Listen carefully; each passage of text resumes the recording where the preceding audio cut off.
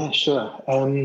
Yeah, I can pretty much pinpoint it exactly to a moment in time. I think it was when I was at school, and I was in the art room with my art teacher, and we were just talking about what was going to happen, after sixth form and stuff like that. And he said, "I think you should apply for an art foundation course. I think it's something that would really suit you and suit the things that you're interested in." So I was like, "All right, okay, I'll do that." So I applied for an art foundation course and got on, and that just kind of opened up everything, really. Kind of like meeting people my age who'd kind of just graduated, just finished sixth form, and yeah, we're keen on going to art school.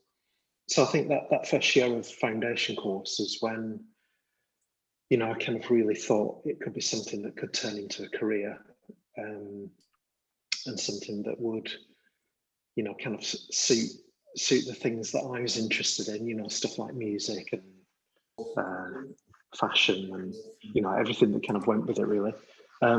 So yeah, so I did a art foundation course for a year at Oldham College of Technology. Then after that, I went to Leeds Polytechnic, and I spent 3 years in Leeds, kind of experimenting with lots of different mediums, kind of mainly like photocopy work and kind of screen print and letterpress and sculpture, animation and music and performance, just everything, really. So the course at Leeds was very open. We were kind of encouraged to pursue our own agendas and our own ideas and things. So then while I was like in the third year at Leeds, the tutors suggested that I applied to the Royal College to do an MA. So I applied to the Royal College and got a place. And then I was at the Royal College between 89 and 91. So at that time, like the graphic course, I think it was like 12 people per year. So we were a really kind of tight bunch of students, and again, kind of it opened a lot of doors and opened a whole new kind of landscape that I could kind of see myself existing in. So, and then moving down to London as well, and kind of just being in the kind of cultural landscape of early 90s London was really exciting and inspiring. So for my degree show, I made an animation, a kind of tape slide animation, and that was seen by Peter Doherty, who was creative director at MTV, and he asked me to go and do some work for MTV Europe that was just setting up at the time. So I did some like on-screen idents animations, and kind of like, I think over a couple of years I did like about 4 or 5 projects for him, and that sort of like laid the base of me kind of working commercially within advertising. So after that, I kind of picked up advertising work, working on campaigns. Then I met Eric Kessels, an art director, and I worked with him on the Hans Brinker budget hotel campaign. So that was, yeah, kind of like mid-90s. And that was all, it was still, the kind of vibe for that was like kind of photocopied typography and kind of pictograms and really raw kind of graphics. And that's the kind of stuff that I carried on doing up until the sort of early 2000s, really. So working mainly in advertising and publishing in London, really. Then in the early 2000s, I began to sort of start publishing my own stuff, posters, letterpress posters, screen print posters. And then that kind of like very gradually kind of led me into organising exhibitions and kind of moving more into sort of gallery work. And then throughout that kind of time period, I was kind of still working commercially, but still producing my own stuff on the side. And then very gradually, my sort of like personal work began to take over from the commercial stuff. So I'm in a situation now where I just do make my own work all the time, and then occasionally work with commercial clients on specific projects. But most of the time I'm just like just making my own work. So that's been a sort of very gradual process through almost like 3 stages of my career. So like after college, it was like all commercial. Then the middle bit was commercial and, you know, kind of art, I suppose. And then the bit that I'm in now is purely art. So yeah, that's how it all happened. It's been a nice blend then. So you never worked within a studio? Have you never been employed in a studio environment or by anyone else? No, I've never. I did a 2-week kind of internship with Terry Jones from who started ID magazine. So I was just working in his studio at his house, just like photocopying and answering the phone. But I was only there for 2 weeks. I was like, oh, it's not really for me. Wow. So I suppose that's quite a bit of twist of luck or fate. Was it with the MTV commission? Yes, or was that just that were they industry representatives were invited to the shows? Yeah. Picked out people that they thought, you know, that they liked the look of, and they worked on with freelance basis. Yeah. So, you know, it's, I suppose, like it's that moment that, you know, when you have a degree show that you really hope somebody, you know, picks up your business card, and you know, it kind of, he was like the only person who showed any interest in what I was doing. You know, I was quite, the work that I was making wasn't commercial at all. It was much more towards printmaking or fine art. But I'd made this animation that I'd used kind of like very bold, simple typography and kind of weird old photographs, and it just really appealed to him. I think he just thought it was kind of like, you know, not like anything else that was going on at the time. I suppose if they were just launching, I presume they had that edgy vibe at that point that they've always had, haven't they? That sort of probably suited your work. There was something in that they saw that matched music, the identity, all sorts. Yeah. So yeah, it was just like you know, you've got 10 seconds of airtime on MTV. Just, you know, make something weird that people it's going to kind of stand out in between the, you know, the music videos. Is that your love of typography that probably so commonly known for now? Was that always something, even at the school level, that you were interested in, like the craft of, you know, understanding the type? It's not just about picking a font that looks nice on a background or for a brand. Yeah. It's about the traditions and the craft of screen printing, letterpress. Sorry, or, you know, was that something that was always deeply rooted in your love of design, or did that just develop over time? Yeah. I've got like one of my old school projects from when I was at secondary school, and it's about medieval warfare. And the front cover, I'd written medieval warfare in like black lettering, and it was just like, you know, it's like I spent ages kind of like rendering this the type.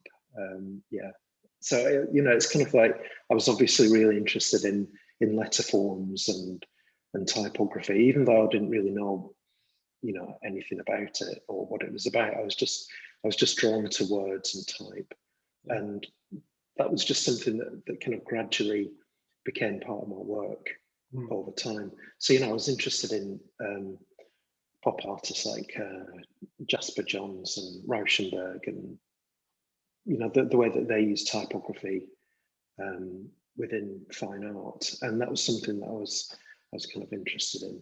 I suppose, you know, people like,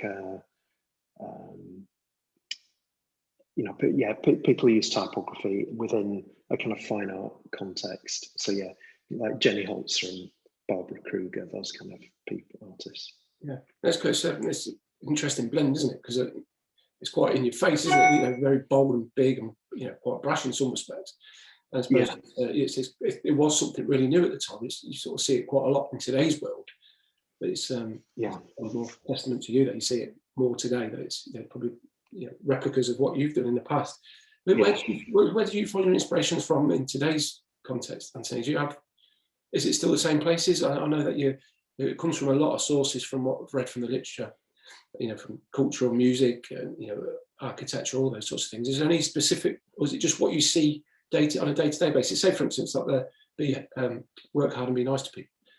Where does that things like that come from? Do you hear that in the street? Do you see that on things in the studio or bits of magazines you might pick up? Or is there, does that just come as an inspiration in the night? Yeah, I think it's just kind of being kind of like aware of kind of stuff and kind of like always looking for things and being inquisitive and kind of like asking questions and kind of like finding out where things came from and where the inspiration came for other people, and how far that stuff goes back. It's like right back to like the sort of Dadaists in kind of in Berlin in the 1920s and 30s, and kind of but I've got really interest in the history of art and how things kind of like go from the extremes of culture into the mainstream, and how the mainstream now is just a complete mixture of everything from every time and every place, all mixed up into one big kind of massive kind of information. And I presume as an artist, unlike maybe specifically a graphic designer, which can be a little bit more trend driven or a little bit more in the boundaries of design, especially with an artist, you have to just be extremely curious, soaking up a bit of a sponge, really, haven't you? And that comes over time. So I suppose that's an endless, organic process, isn't it? Yeah, I think it's how you want to live your life as well. It's like just constantly looking for new things, new experiences, and I love film and music, and it's like over lockdown we've just kind of gone through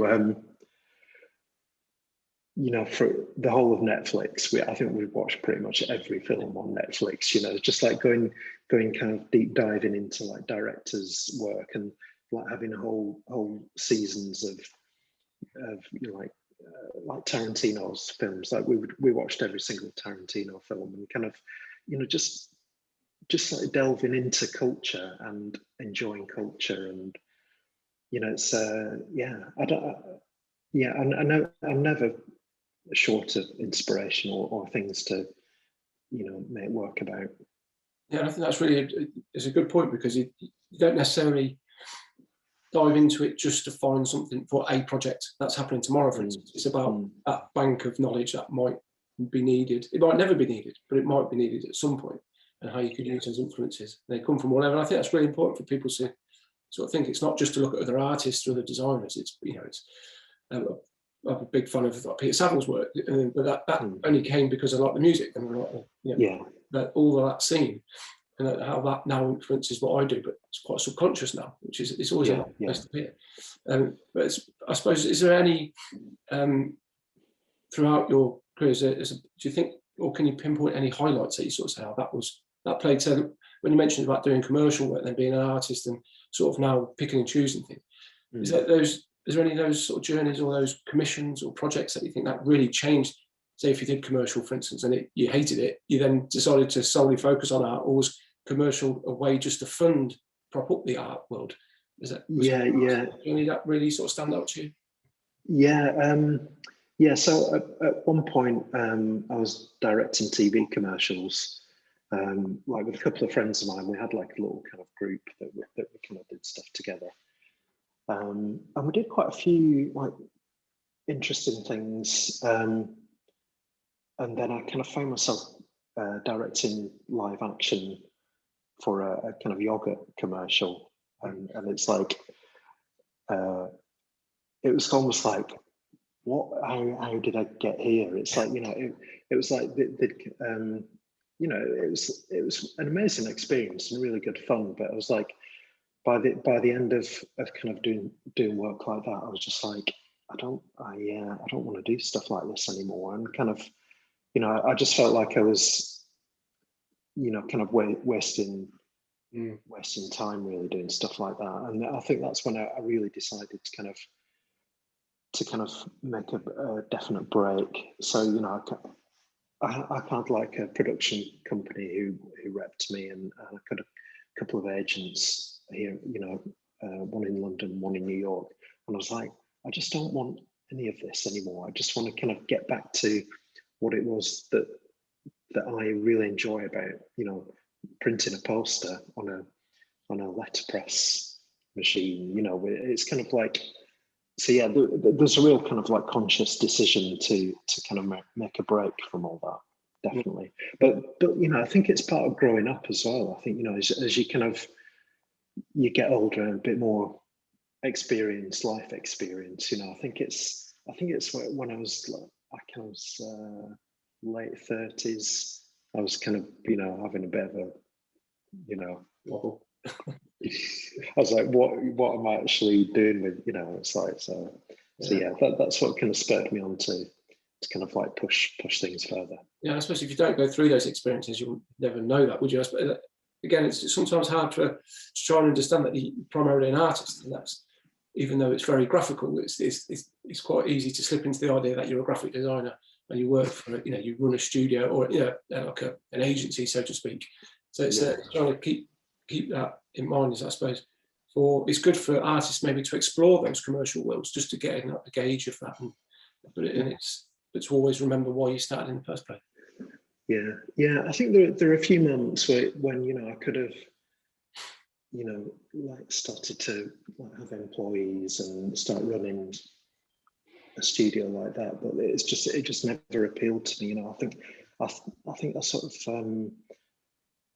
you know, it's like what I was saying earlier, you know, but I kind of like, I'm happy when I'm working on my own in kind of like peace, and, you know, it's like that's my natural habitat, I think. Yeah. And going into that, how the way you work, Anthony, is that, how does that process of an average, if there is such a thing as standard sort of project, that a self-initiated design poster, whatever the output is, how does that work on a real life level? Do you just work in front of the screen? Do you conceptualize on your own? Do you have an idea of what you want to create, or is it just something that pops up? Going back to the working hard, because I know that's very popular and well known. Yeah. How does that process, you know, from the start to the finished product? How do you go about that? Well, yeah, I think that the way that I work now is like, you know, I just kind of think about stuff and think about, you know, what I want to say next and how I want to say it, and, you know, it's like, you know, recent work, you know, I just kind of think of a phrase, or, you know, think of some words, and kind of set the type in letterpress, or, you know, scan in some letters, and then kind of put it together digitally, and then send the artwork to my screen printer, and then just go over there and print it. So, you know, and then put it on the website, put it on social media, and then people buy it. You know, it's really simple process. I've kind of like narrowed things down so much so that, you know, what I do is, you know, that I often, it's just like keeping things really tight within the circle that, you know, I've kind of, you know, I know exactly what I'm doing. That can that just maybe pops up one day. You know, it's not too preordained. It's just, actually, that's a great phrase. Let's try that and let's work through that. Yeah. And then you work within the boundaries that you've set yourself to. You know, yeah. And it, you know, it's kind of like looking at kind of like things that I've done in the past, and, you know, how the work that I'm making now kind of relates to things, and sort of builds up into a, you know, a kind of body of work. Yeah. Over the years, you know, it's just, pieces aren't just in isolation. They all kind of add up to each other to, you know, to connect with everything else. Yeah. And do you work in collaboration or in teams with anybody else, or is that specific to projects? You mentioned your printers. Is that someone you work closely with over time, just to sort of get the best papers, the best product, the best ink, you know, all of those variables?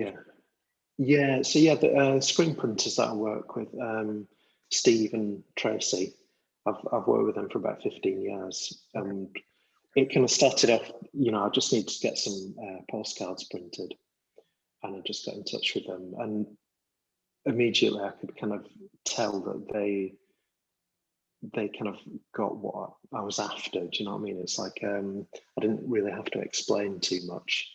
So yeah, so I've kind of worked with them pretty much exclusively. I work with other screen printers and with letterpress printers, but yeah, I think it's just having those long-standing collaborations and working relationships with people. It kind of yeah, it just makes the whole process easier. You know, you don't have to kind of start from a blank sheet every time. You know, it's like you can look at things that you've done in the past together and say, well, you know, we could try this, and you know, with a bit of that, and Yeah. you know, that's how it all works, really. Yeah, I notice with what I do with a client from a graphics perspective, having people when it's an output is, because there's so much digital output, but when you come to print, having somebody that's, even if you've been doing it for a long time, you think you know enough to get by, but then somebody might suggest new papers, they might suggest new techniques or methods. Yeah. And even if they're traditional ones, you're still learning bits and pieces. So having knowledgeable people that are skilled in their field is invaluable, I think. Yeah, it's great, and it's kind of, it's always the product of two people coming together, you know, to kind of make something that neither person would have done individually. You know, I think you need to work with people who've got skills in other areas than you, and that can help you develop. And you know, you might see something in the workshop, and it's like, oh, how did you do that? Or you know, how can you sort of bring in other other techniques, like you said, into what you do. Yeah, it's been really interesting with these talks. Is that there's quite a lot of some of the agencies that are quite well known for the now, because they're producing great work, and it's all about pushing forward endlessly. You know, what's the next thing, the next trend, the next technology.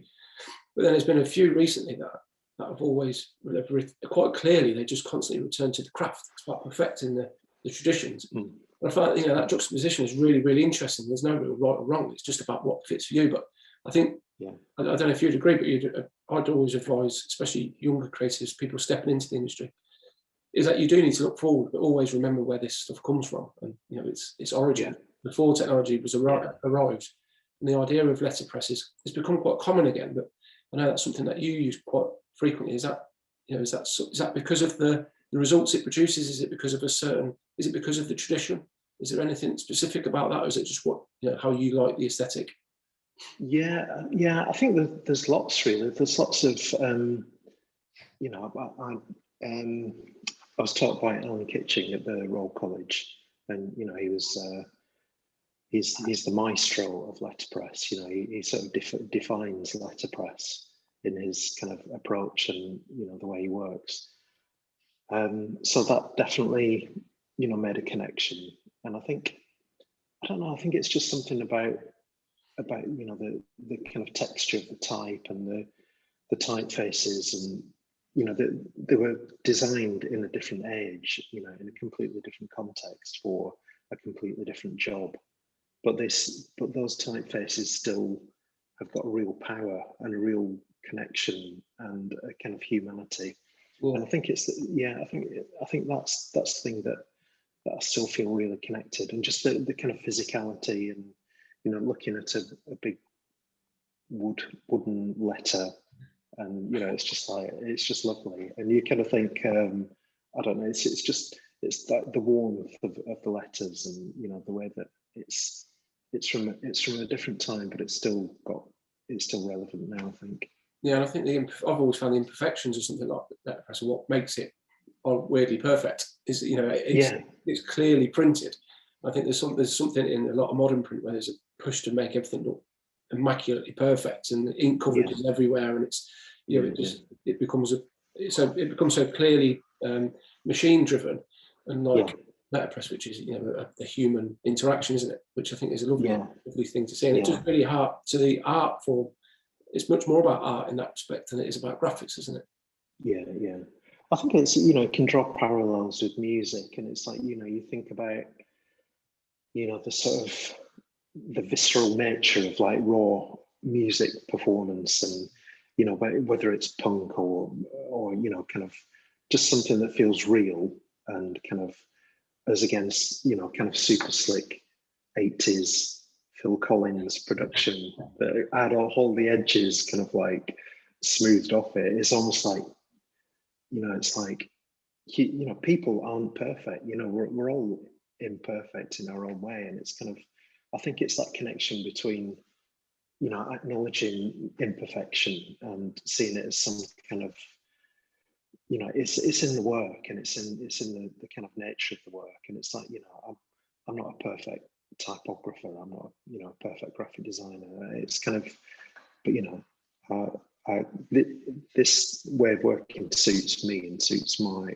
message, essentially. But finding that place, that's the key, isn't it? It's understanding where that is, and that takes time. Like what you're saying about experience. But I think there's maybe a bit more of a modern social media sort of problem in that, where we are sort of expected to do the perfect thing all of the time, and anybody that shows any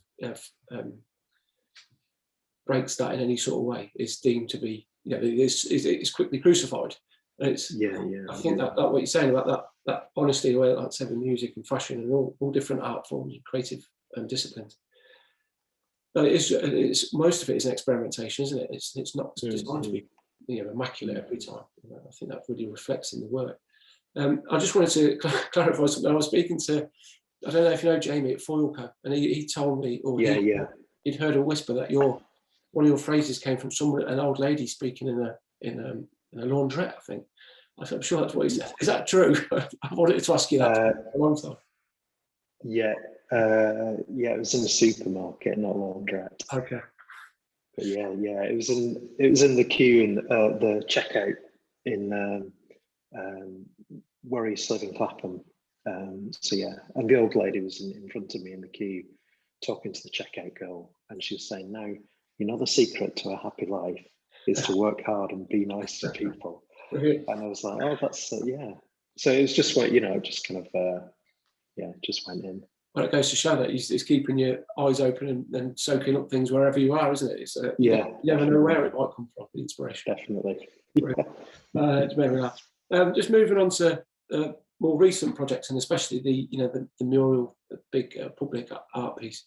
I'd love to know how that came about and how that started and how it got to. It was launched earlier this year. It seems like a long time ago already. It's been troubling. Yeah. It seemed so apt when we were in the darkness, especially I think lockdown 1 was weird, but it was summer. It was nice. You could at least be in your garden if you had one. But then the third one in the winter was particularly tough with homeschooling and dark nights, cold. So when that launched and the black and white photography, it seemed to really lift. I think the creative world. It must have done wonders to Leeds as people that live nearby. Yeah. How did that process come around? Was that just a call from a commercial perspective? Was that just a conversation that started in other ways? Yeah, so it started with Laura Wellington, and she runs a thing called In Good Company in Leeds. She's a kind of one-woman powerhouse of just getting things done. She's incredible, and she does. Simultaneously, she's working on about 20 different projects, within, especially in Leeds, kind of like with kind of local creatives, kind of linking creatives and business. So she works as a curator, as a kind of ideas person, really. So but I've known her for a while, and she just said, there's an opportunity to make a mural, and I think this is like in 2018. So we've kind of first started the conversation. So it's with a property developer, King & Co in Leeds, and they own the building that the mural's on. So we had to do a kind of proposal for the local council, and it had to go through planning, and there's lots of consultation. So the whole process kind of took about a year, and then we were all ready to kind of start painting it, and then the pandemic hit, so everything stopped. And then in that little window between like the first and second lockdown, that's when the scaffolding went up, and Bread Collective painted it for us. And it was incredible. So they painted it in October last year, and then it was under scaffolding for another month or so. then the scaffolding came down just before Christmas, and then we launched it in January. So, and the design, the you and me repeat type, that was something that I'd done in 2019, so kind of well before the pandemic. But as it turned out, it kind of suited the moment perfectly. You know, just that idea of kind of people thinking about, you know, friends and family, and kind of that sense of community. So yeah, it was incredible. And then we got some amazing photography, like drawn photos, and you know, just like sitting, showing the mural within the city centre. And you know, it was because I was at college in Leeds, as I said earlier, so you know, I've got a real affection for Leeds, and yeah, it's just brilliant to, you know, to have a piece of work in there. Yeah, and I wasn't sure if that was one of the leading factors because of the poly. You know, you're obviously starting your career, so to speak, in, you know, Leeds. I didn't know if that was what that came about. You know, if there was that was one of the reasons. But I do know about a lot of the things that she does seem incredible. And that photography is, I think there's the ones where it's quite obviously it's focused on that. But I think there's a couple from the opposite side towards the river. And it sort of just blends in a funny way, because it's quite it's quite a lot of traditional buildings there, aren't there? And then you sort of see little angles of it, and it's sort of it just really. And I was really keen to make the mural black and white as well, and just really powerful and, you know, simple, and you know, I think it's well, hopefully it's going to be there for you know, a good few years, hopefully.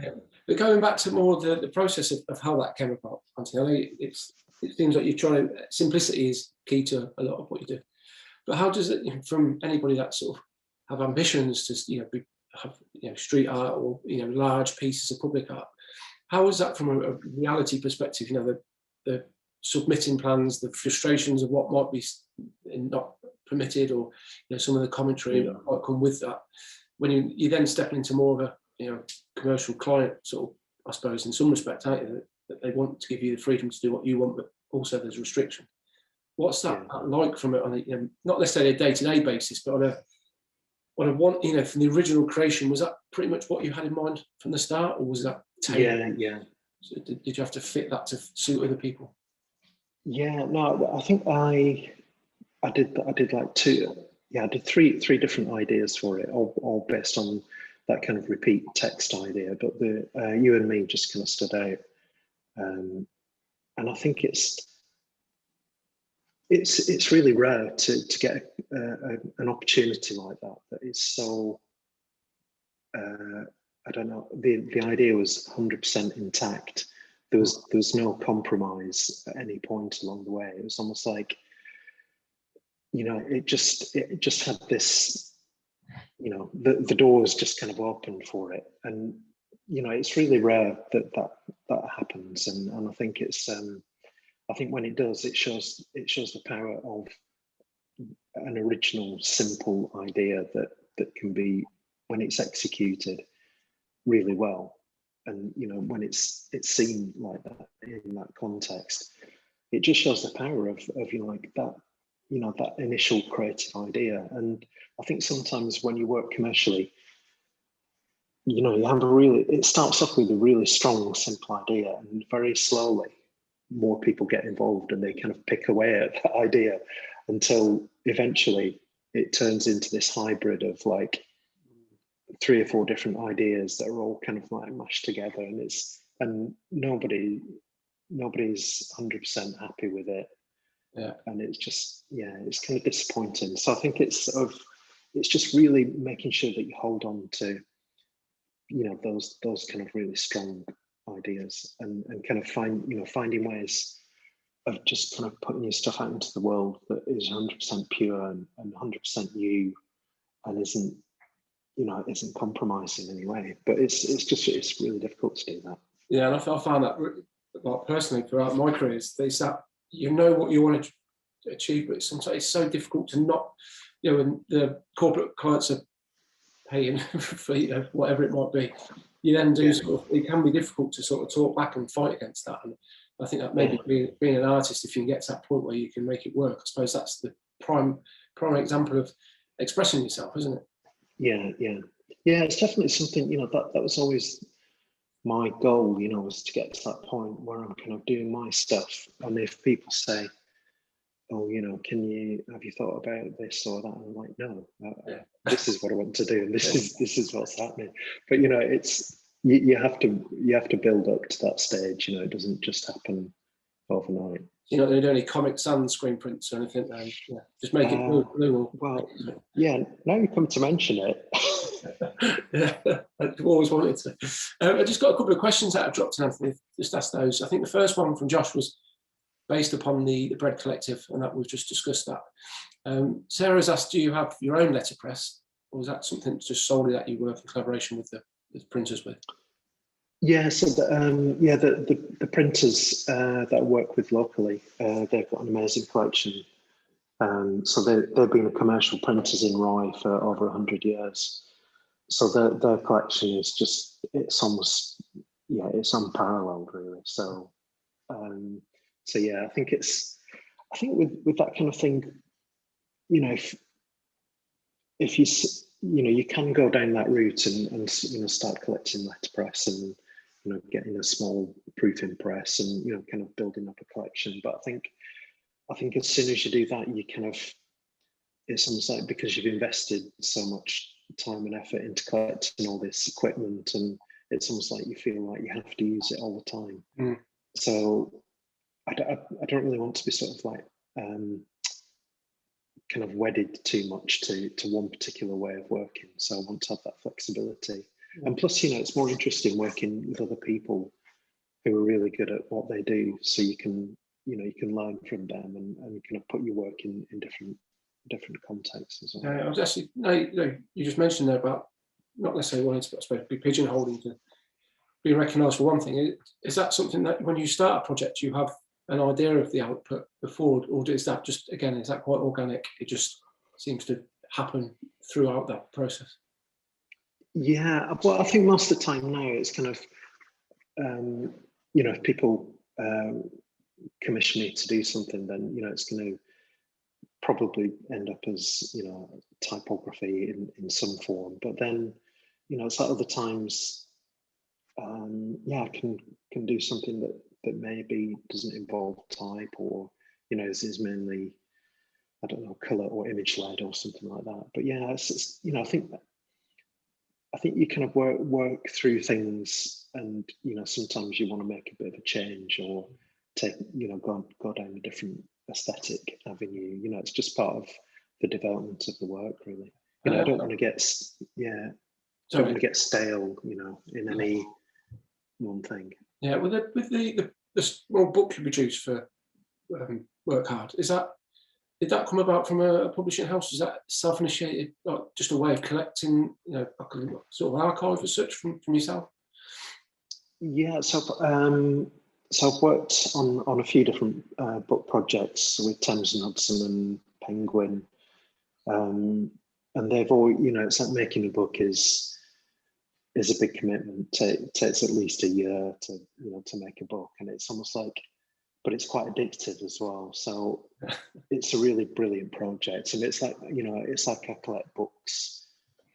You know, I'm always getting deliveries from Amazon of, you know, kind of like interesting books and, you know, for inspiration. So I think just, you know, having a book of your work is just yeah, it's like I don't know, it helps you figure out what it is that you do, especially, you know, when you have to kind of like turn it into a book, then you know, it helps you kind of, yeah, sort of like see what it is that you do, and, you know, how you work. And I can imagine it's a bit of a chapter, like, you know, it ends for maybe a certain time in your life. You know, you can put, I imagine something like a bit like in a musician sort of sense. You know, when they play a gig and everyone just wants to hear the old tracks, it's a bit, you know, you want to bookmark things and move on, don't you? So, you know, you don't always want to be known for one thing. It'd be a good way of ending that period. Yeah, definitely. Yeah, I think there's lots of parallels between, you know, the way that musicians work, and, you know, I think maybe, you know, traditionally they'd make, you know, work on an album and then tour it and then do another album. But whereas now it's like you can be more kind of flexible, and I think that's like appealing, you know, that you can just do a project and release it, you know, through social media, or, you know, through a few design blogs, and you know, it just gets attention, and then you move on to the next thing. It's almost like you know, there's like a kind of flow of ideas that just kind of unravel and unfurl all the time, really. So I think it's just you know, I'm not aiming for a kind of particular end point. You know, it's just like making stuff and enjoying making it, you know. Yeah, I think that is very relevant to today's world, isn't it? Where especially with the exposure you can get quite quickly. It is the fact that you can do something, maybe release it as a limited edition and move on. And you constantly, you need, I suppose, from a creative perspective, you need that. You know, you can get burnout, but it's also, when you're in the zone, you need that sort of that ability to be able to just constantly move with it. Yeah, definitely. Because otherwise you lose it, I suppose. Just a few more questions that popped up, Anthony. Rosie has asked, how do you manage to keep things so minimal? How do you know when to stop? Well, I'm quite a minimal kind of person, you know. I like to keep things simple and kind of stripped down, you know, and that's like in my life, and, you know, the way that I kind of live, and everything is, it's like, do we really need that? Or, you know, would it still work if you took that element out? Or, you know, I think it's like narrowing things down just enough to still be able to communicate and still get the message across. But it's almost like, you know, just getting rid of all the things that don't really enhance the message. And I'm quite sort of hardcore in, you know, my belief of simplicity. But, you know, when things are simple, there's less stuff to go wrong, you know. It's the old adage. It's the sort of thing you hear quite a lot on programs like, say, MasterChef, and they're always talking about, do you need like 20 ingredients? And you have to really sort of analyse your own work yourself, don't you, to sort of realise actually maybe you're just masking the design by putting too much on it.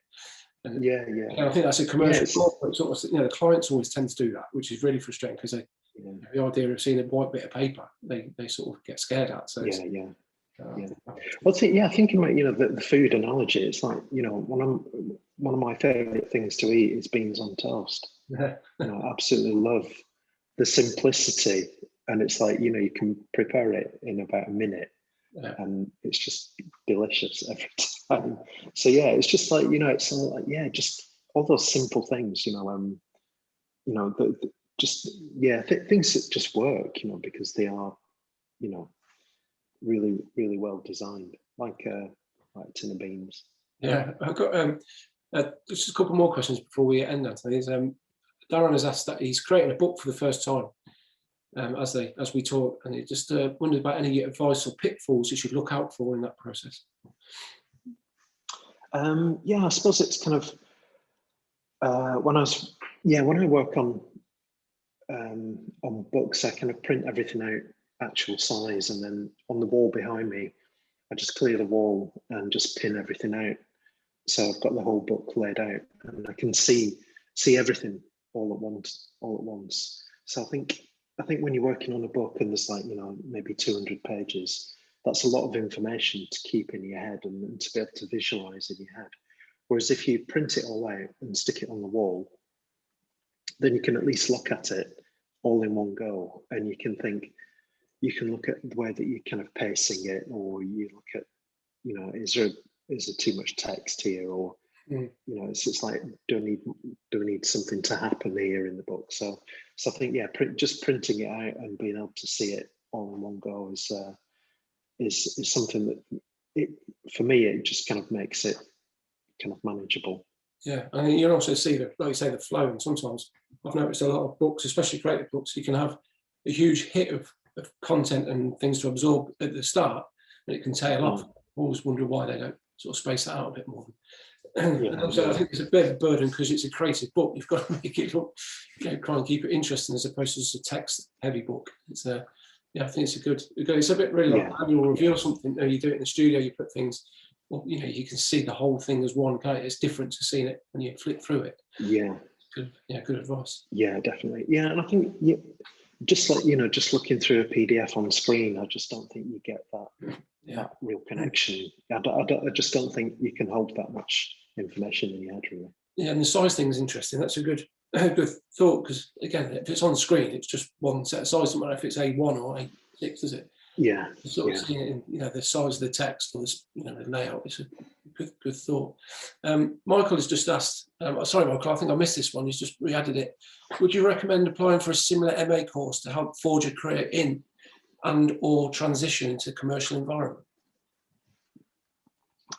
Yeah, I think you know, maybe after your degree or whatever, it's maybe good to have a bit of a gap in between that and doing an MA. But you know, I just stayed in education. Yeah, it's kind of, I don't know. It just depends whether you see it as a way of kind of like extending your practice or kind of like figuring out where you fit in. But I think if you can do it kind of, you know, financially, and you know, you've got the means to kind of like go through it, then I think it's a good idea, you know, if it's relevant to you. But it's like what we've said all the way through, that, you know, everyone's got a different approach, and it's, you know, the outcome is unique for each different person. So, but yeah, but I got a lot out of my MA. I think it informed the rest of my career, and you know, the kind of paths that I went down. But while I was actually doing the MA, I was kind of like, I found it quite, you know, I did a lot of kind of soul searching about, you know, what I was actually doing and why was I actually doing it. You know, I was kind of thinking about that a lot, more than actually producing work. I think that's quite common, isn't it? Is yeah, constantly drifting away about you doing the right thing. But well, I think we all. Yeah. I think the thing is just to persevere most of the time, isn't it? You can learn as much technical skills and as much. Yeah, I think the thing is just to do stuff, you know, and just like get it out into the world, and then at least you've got something to look at and something for other people to look at. You know, it's yeah, I think it's just a matter of getting over that and just making stuff. I think that sometimes that's very true. I think a lot of creative people maybe suffer from just doing that, isn't it? It's sort of trying to, ironically, going back to your method of really simplifying things. It's because there's so much content and saturation of things everywhere. It's trying to really sort of see the wood for the trees. Yeah, exactly. Yeah, it's quite difficult. But no, I really appreciate it, Anthony. We've amazingly cut. I say this every time, we get to 45 minutes within a blink of an eye. So I think a couple of hours next time. But no, I really appreciate your time. I hope everybody's enjoyed that and got as much out of it as I have. And I hope you have a great weekend ahead. Yeah, thanks. Yeah, I hope it stops raining. Oh, we're too. We're all up, yeah. It's chucking it down here. I really enjoyed the chat. So yeah, thanks for inviting me along. Not a problem. And hopefully we'll be able to meet in real life at some point. Yeah, that'd be nice, wouldn't it? Well, that's a rarity. But let's fingers crossed, and we'll have to bring you to Coventry maybe one day. Brilliant. Yeah, definitely. Excellent. Well, take care. Have a great weekend. I'll speak to everybody soon. Cheers. Bye. Bye.